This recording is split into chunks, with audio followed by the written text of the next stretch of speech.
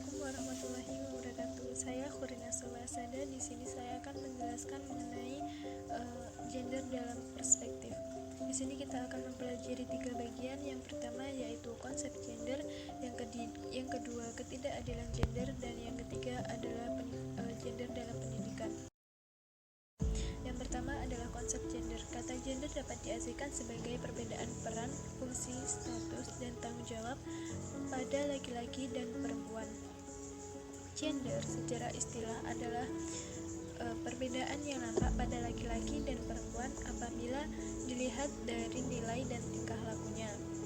Gender dapat diubah atau dibentuk sesuai dengan tempat, waktu, zaman, suku, ras, budaya, status sosial, pemahaman agama, negara, ideologi, politik, hukum, serta ekonomi. Jadi gender dapat diubah dan dibentuk itu sesuai dengan pemahaman agama atau dengan waktu dari perubahan dari generasi ke generasi dan juga dari tempat daerahnya masing-masing. Ini adalah ketidakadilan gender.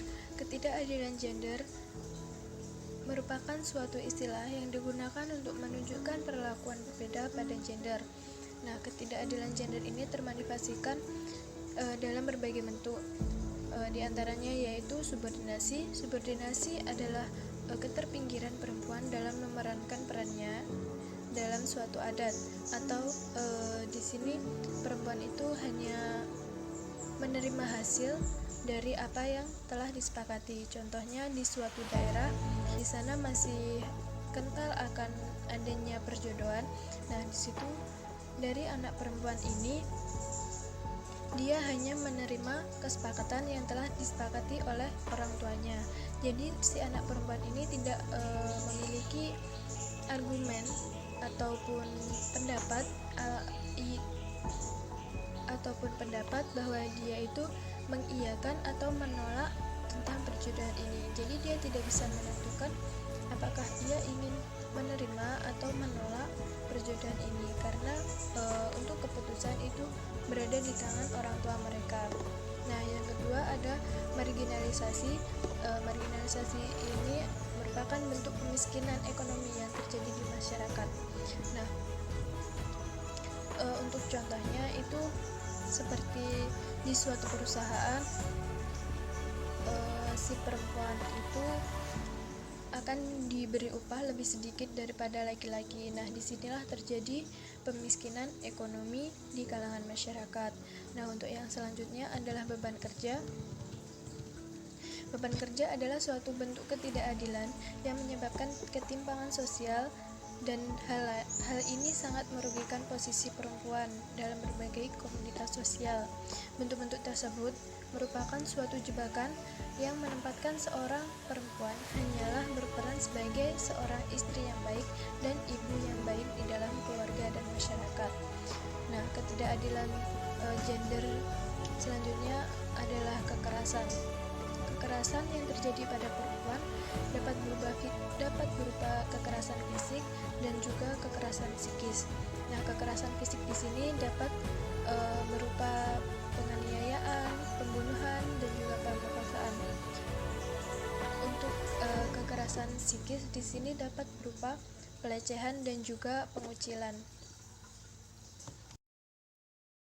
Selanjutnya adalah gender dalam pendidikan. Pendidikan merupakan alternatif dalam upaya penanggulangan bias gender di kalangan masyarakat. Nah, di antara pendidikan yang dapat mengubah pola tersebut adalah pendidikan kerakyatan. Pendidikan kerakyatan adalah suatu perilaku dan kesempatan yang sama dalam pendidikan pada setiap jenis kelamin dan tingkat ekonomi, sosial, politik, agama, dan letak geografi publik. Nah, pendidikan ini diperuntukkan untuk semua kalangan minimal sampai pada jenjang sekolah dasar. Karena apa? Karena semua karena semua manusia memiliki hak yang sama untuk mendapatkan pendidikan yang layak. Nah, pendidikan ini juga dapat digunakan untuk meluruskan pemahaman dan sikap yang nantinya tidak menjadikan kesenjangan gender. Jadi akan lebih baik apabila pendidikan ini ditanamkan kepada anak sejak dini agar negara yang kita sampaikan kepada anak tersebut melekat pada diri individu anak tersebut. Jadi setidaknya untuk kedepannya kita sudah mengurangi kesenjangan gender tersebut.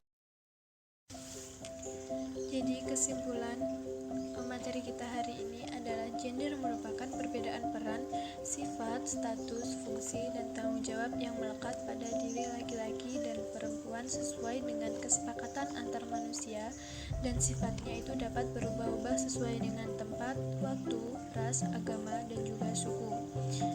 Untuk ketidakadilan gender juga masih dirasakan oleh kaum perempuan sampai saat ini. Namun untuk pendidikan dirasa seluruh manusia itu berhak untuk mendapatkan pendidikan yang setara.